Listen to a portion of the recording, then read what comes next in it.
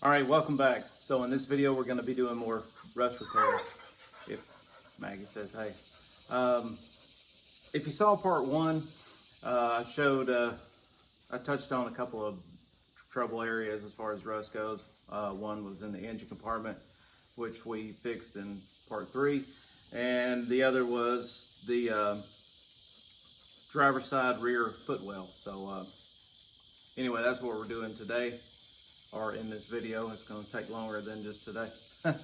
But you would think that in 2022 that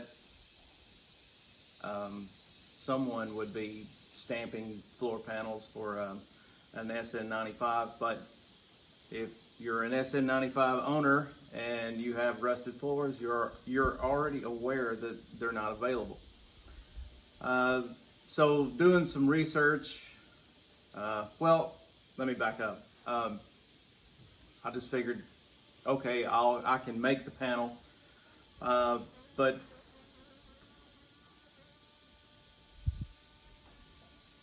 worn it.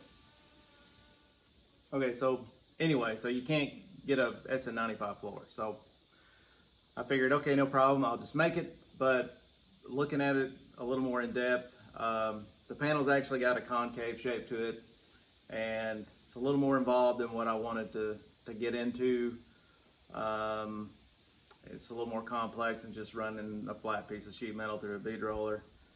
So I knew the Foxbody, they were making the Foxbody floor pans. So I went back and, looking on some forums and stuff, which in the pictures they look really similar. And what I could find out on the forums is that they're pretty much identical except for the transmission tunnel area. And hey, that's no big deal. I can work with that. So I was looking at some, you could get the entire driver's side or the entire passenger side, front to back. LMR has them. I know Summit has them. It's probably the same brand. I don't know. But from LMR, I could get one for, I don't know, I think it was like $170. And then I could just, like I said, it was the entire front to back, so I could just cut off what I needed. And it looked like a pretty nice stamping in the pictures anyway. Traffic. But I was looking on eBay and found one that was just the rear footwell, and it was much cheaper. It was $70. And since we're on a extreme budget on this, I thought, okay, well, maybe that's the best route to go. I can save $100. It wasn't gonna replace all the rust, but it was gonna get the most complex part of the floor taken care of, and then I could just make the other piece. So I was okay with that. So anyway, ordered it, we get it, and it turns out it's just a flat piece of sheet metal with beads rolled in it, which I could have done. So anyway, I want to take just a second and or a moment and take some poster board and show you, the difference or what it takes to why I was preferring a stamping, and why that's, I think, superior to just rolling some beads. Okay, I'm just gonna quickly try to go through this, and I'm gonna do my best to keep this in frame. Anyway, okay, so I got some poster board, and this is gonna mimic kind of the floor. This 90-degree break here, this would be the one that goes up against, this would be the outside of it. It would go up against the inner rocker. This swoop, that mimics the transmission tunnel. Okay, so in here is flat. Now, this area needs to be concave. Well, in order to do that, there's only two ways of doing that. One, you either gotta shrink this area, or you've gotta stretch this area. And by stamping, it actually mashes the metal, makes it thinner, which produces more surface area, so it grows. Like think Play-Doh. If you had some Play-Doh or some clay or something, and you made a little square out of it, made it flat, and then you mash it, the surface area gets bigger. It gets thinner, but the surface area gets bigger. And that's what is going on with the stamping. So basically this area stays the same, this area stays the same, but this gets mashed, it gets stretched.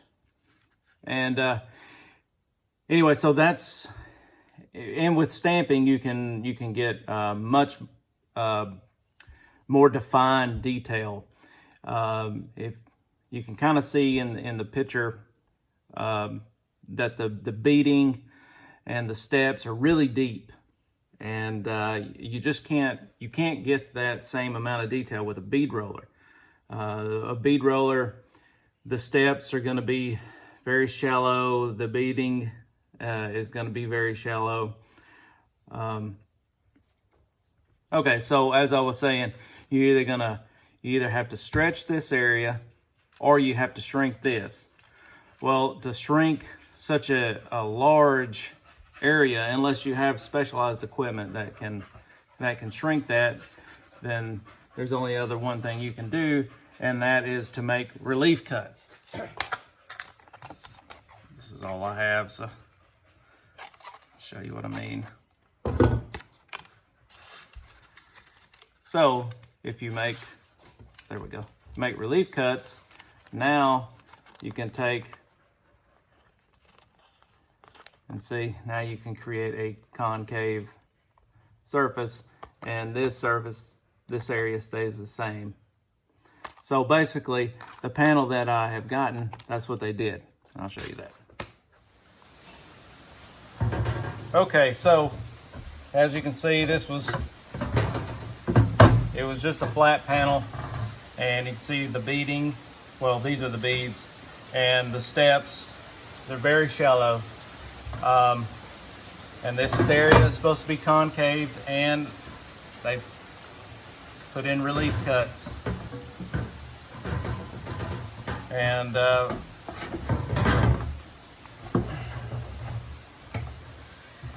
anyway, so all that was present in the picture of their listing on eBay, and if I would have really zoomed in and studied the picture, I would have seen that.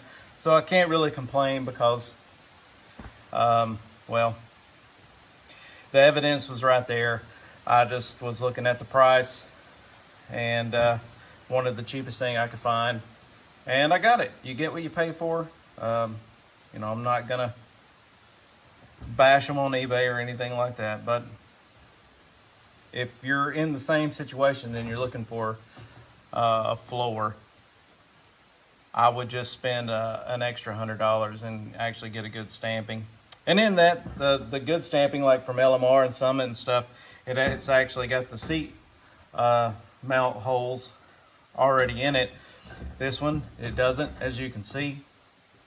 It's just one more, you know, it's no big deal, but it is, you know, one more challenge. Enough of that, enough talking. I guess we need to get busy.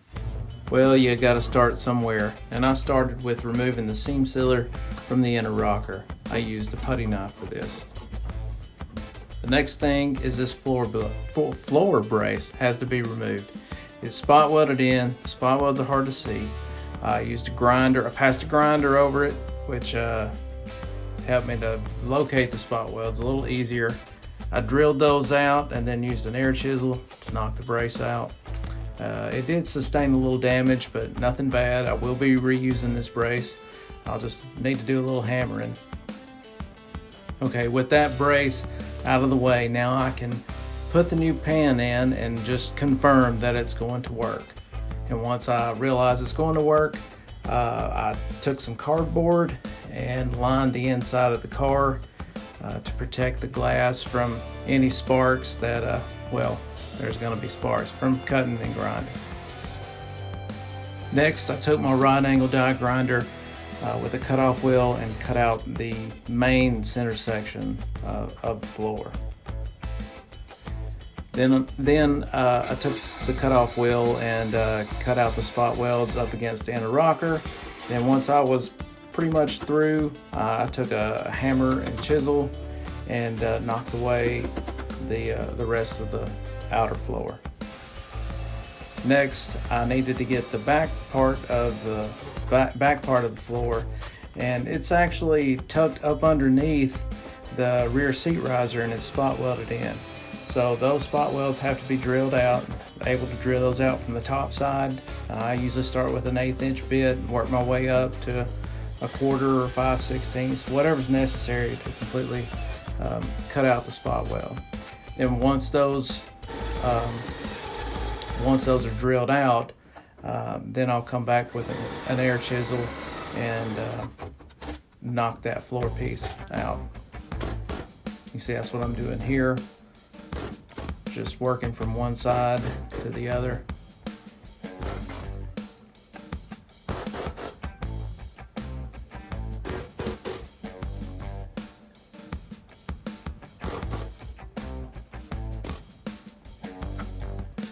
Okay, once that's out of the way, I can get my putty knife and scrape off the seam sealer and clean it up with the die grinder. The back side of the floor, the new pan, the rear flange was at the wrong angle, and I ran it through the bead roller just to correct that angle and to make that flange a little more pronounced. And here it is, stuck in place. It's clecoed, and the relief cut areas where the metal was overlapped, I trimmed that, and now those overlap areas are actually butted together. Next, I put the front seat back in, and then I was able to locate the rear mounting holes. Then I pulled the seat back out and began tack welding the butted together pieces, or butted together places. And then I was able to remove the pan and weld up those areas completely. Once those were welded, then I took my die grinder and ground those areas smooth.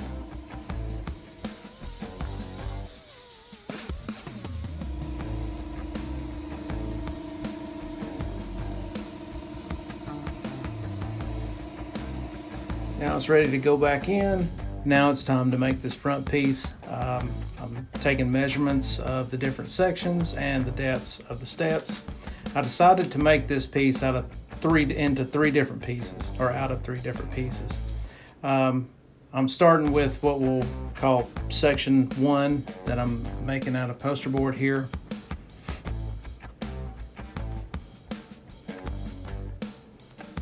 I'll put section 1 in, and then the second section, I've made a poster board template of that.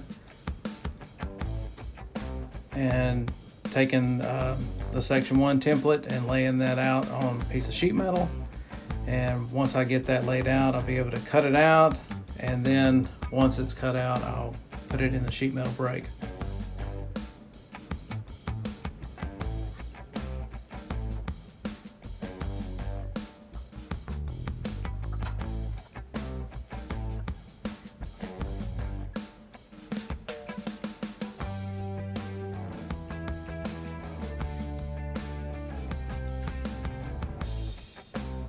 Once I get this piece shaped, then it'll go in and I will cleco it in place, and now I'm checking the template of my second section. Looks like that's going to work out, so I started making the second piece. Now, stumps have been used for a long time with metal shaping, and this is an oak stump that I'd actually gotten from a neighbor of my in-laws. It needs some work. It's not ready to be a shaping stump yet, but I mean, hey, it works. It serves a purpose.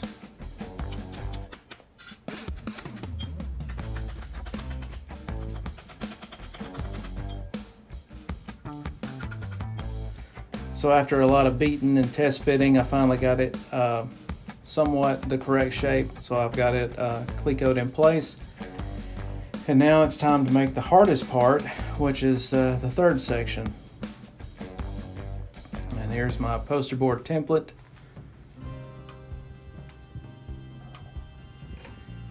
You can see where there's a split in the poster board. That shows me where the metal is going to have to stretch. I'm going to try to make this in one piece. Now I've got it laid out on the sheet metal, and now starting with my first break.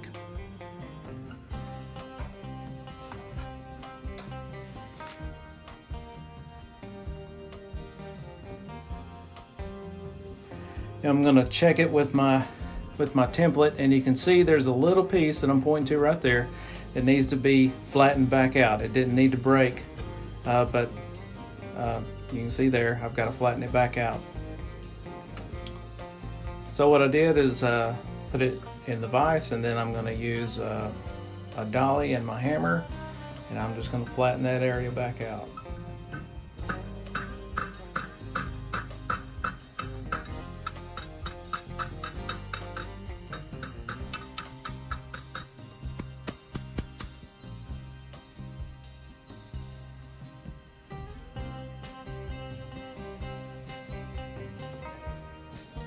Okay, I'm gonna check it with my template again, and now I've got to decide what I'm gonna do next. Which break am I gonna make?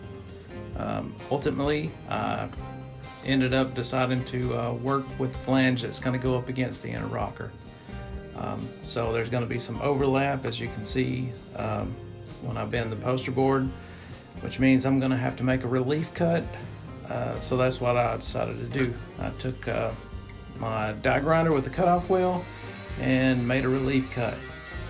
And then once I cut a slot in it, then I took out some little pie-shaped pieces with my tin snips.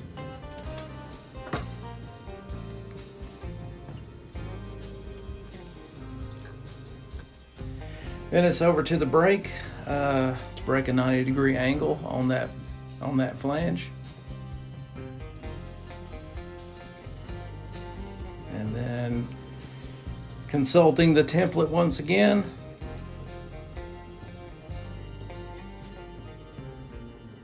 You can see where I have to stretch.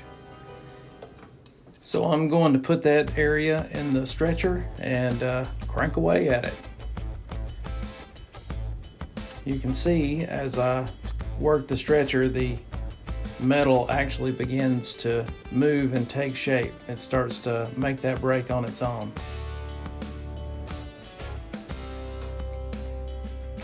Next, I'm going to use my bead roller, and I'm going to use what's called a tipping die. And here's the path I'm going to take, the diagonal and then the horizontal line. A tipping die looks a lot like a pizza cutter. And you run the piece through it along the area that you want to break, and you pull up on your piece that you're rolling through, and it actually bends the metal along that path, if that makes any sense. I didn't record it, but I actually put that piece back in the stretcher to stretch that area, and then ran it back through the bead roller with the tip and die to get the shape where I wanted it.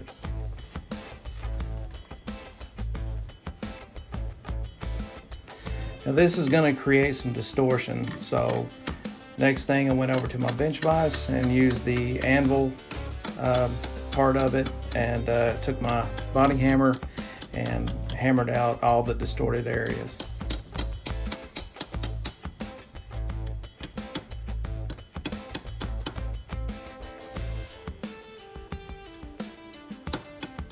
You can see the piece is really taking shape now. It's really getting close.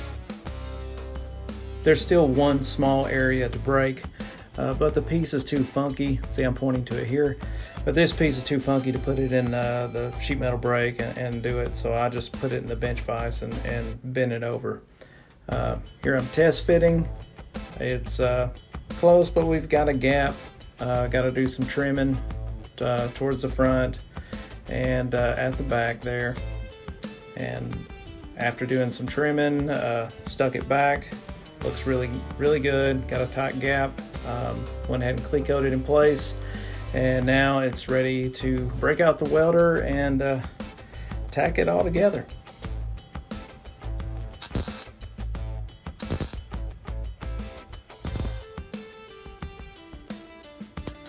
So with sections 1 and 3 tacked together, I was able to pull those out and weld it up solid, and grind it. Looks pretty good, ready to go back in. Oh, but I gotta cut out that section first, make some room. So with that area cut out, now I can put that front section back in.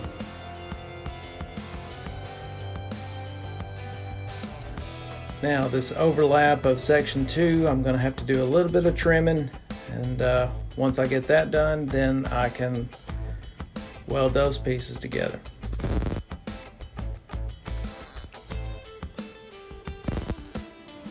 Then after grinding, it's ready to go back in.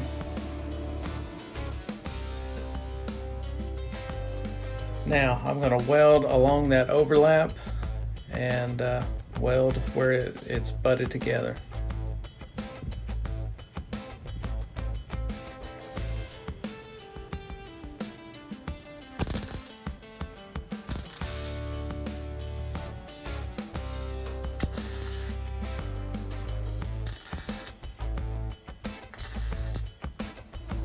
Alright, so after welding and grinding, we officially have one solid piece. I went in with the die grinder and stripped back all the paint along the perimeter and along the inner rocker. Then I stuck the panel in for one final test fit, just to make sure that everything was okay, that nothing was too distorted. And got my spot welds drilled. Next I got up underneath so I can mark where the overlap's at. And while I was under here, I just wanted to show you the difference in the beading. See how shallow our new piece is versus the original floor. I'm going to address that in just a little bit. Okay, now I pulled the panel back out, and you can see I marked where the overlap was with a Sharpie. I'm going to cut that, and I left everywhere where there was a cleco, I left a long tab. That would just help me hold it in place. Okay, here's the holes I drilled for the spot welds. I wanted to address these beads, so I took the panel back over to the bench vise and hammered on them and really stretched them out and got them to match up to the factory beading. Okay, real quick before I weld this floor in, I wanted to go over something which I went over it in part 3 with the rust in the engine compartment, but I just want to cover it again. What I'm going to be doing is it's called a butt weld, and let me show you what I'm talking about. Okay, a butt weld is where you're just butting the metal together and just weld it like that. What you could do, it being a floor, you can see you could roll a step. You can see the step there, and could drill some holes and then lay it over the existing floor. Like I say, this would be the replacement panel. This would represent the existing floor. Anyway, you would lay that over, and then the holes that had been drilled, you would just spot weld those holes. And then what you would need to do if you did that, the dogs are running around in here, as you can hear. Okay, maybe they'll be gone for a little bit. What you would need to do then is come back with some seam sealer on the top side and underneath on the bottom side. Now, I apologize for the condition of this steel, but it's just scrap pieces and it's humid in here, so you know, rust happens. Another thing you could do, which I wouldn't do this because it's a lot of work. You could do what's called a lap weld, where you weld on the top side and then you would need to lay under the car and weld on the bottom side. But that's twice the work, it's twice the grinding, and if you've never laid underneath a car and welded, I would recommend you don't do that. A funny story, whenever I was in trade school, me and a friend of mine, we were underneath the car, we were welding, and we weren't using a welding helmet. We were using just a face shield, just a handheld shield that's got the welding lens in it. And so there was no protection on the sides of your face anyway. So he was welding, and some welding splatter actually went in his ear. And he proceeded to flop around like a fish for a little bit. He was okay, so you know, it was funny. But anyway, so avoid welding underneath the car if at all possible. I almost forgot, there's more reinforcement plates that have to be removed from the original floor and welded onto the new floor. These are also spot welded on, so the spot welds have to be drilled out. Again, I start with an 1/8 inch bit, work my way up to 1/4 or 5/16, whatever. It just depends on the size of the spot weld.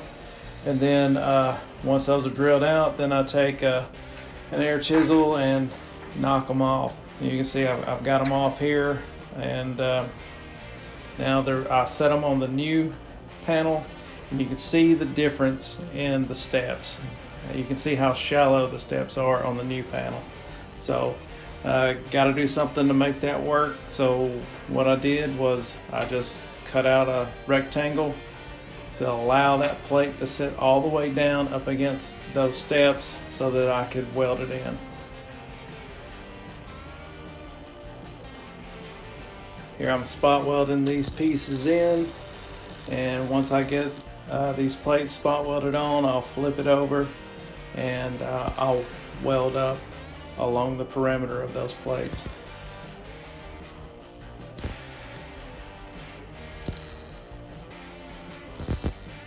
I'm just tacking it right now. Once I get them all tacked, I'll come back and I'll begin welding just a small section at a time, and then moving to another place and doing the same thing. And I'm doing that just to keep the heat down, because a lot of heat creates distortion, so I'm trying to keep my heat to a minimum. Here I'm tacking in the floor. I'm cutting off the Cleco tabs as I go.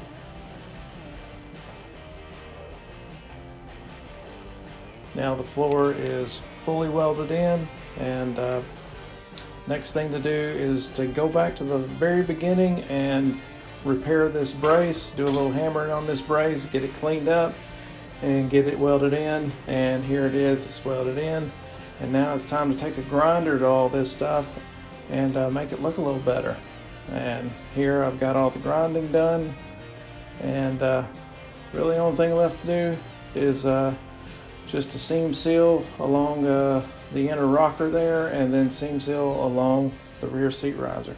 Okay, in case I didn't say it in the video, and in case it wasn't apparent, all the welding was done with a MIG welder. Now that's commonly referred to as a wire welder.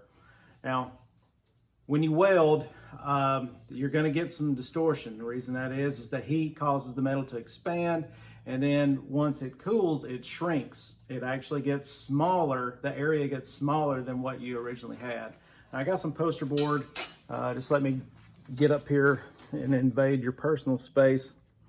Okay, this is our 2 pieces of sheet metal. Now we're doing a butt weld here. So we'll butt it together, and then when you weld it, it's going to expand, and then as it cools, it comes back together, and then it actually shrinks, and then you get some distortion. Okay, with a MIG weld,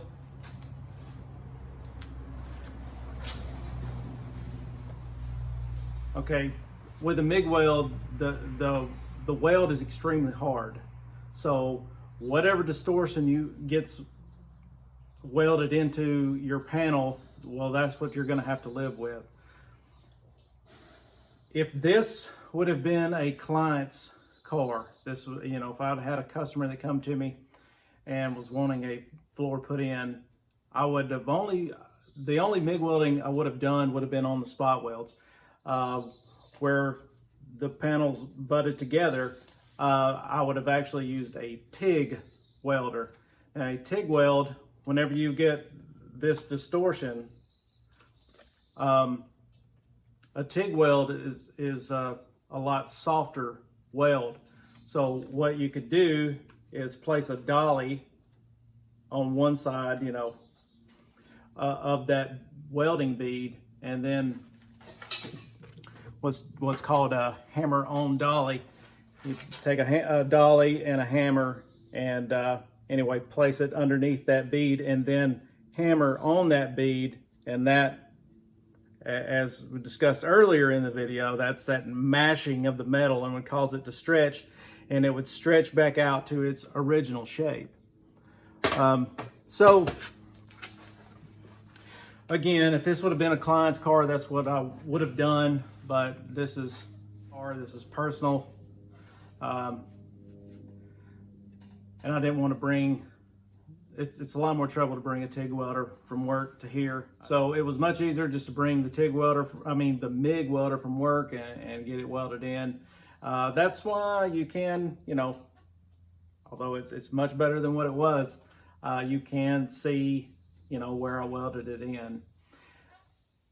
Another thing, if I would have used a much nicer stamping or an actual stamping, there's a good possibility that even using a MIG welder, you wouldn't have been able to tell that the floor was ever replaced. But, it is what it is. We made it work, and now the floor is not rusted anymore. So what I'm going to do next is where our new panel was spot welded to the inner rocker, and where it was spot welded right in front of the rear seat riser, I'll need to go back and put some seam sealer in, and then we'll be ready to paint. We're just going to paint the floor with some POR 15. I don't know if you were able to tell in the video, but there's some rust in the passenger side. It's not rusted through. It's not near as bad as what the driver's side was, but it is some surface rust. We'll just get that cleaned up and then brush some POR on that, and that'll hopefully stop it. And we're not going to put any insulation in, but we will put carpet back in it. So, all right, well, that's a wrap. If I had it to do over again, I would definitely have spent the extra money, spent the extra $100, and got the good stamping. Going the route that we went, seriously, it took about 3 times longer to save $100. So that's, your time's worth something. So I think that would have been money well spent to get the good panel. But hey, we all know, we're all familiar with the saying, you get what you pay for. In this case, this case certainly rings true. So, or it certainly rings true here. But anyway, I hope you got something out of this. I know I say that every time, but I seriously do. I hope you got something out of it. Even if you didn't learn anything, maybe it was some inspiration to get you out and working on your own stuff. I know videos like this certainly help motivate me. Anyway, all right, I'll see y'all next time.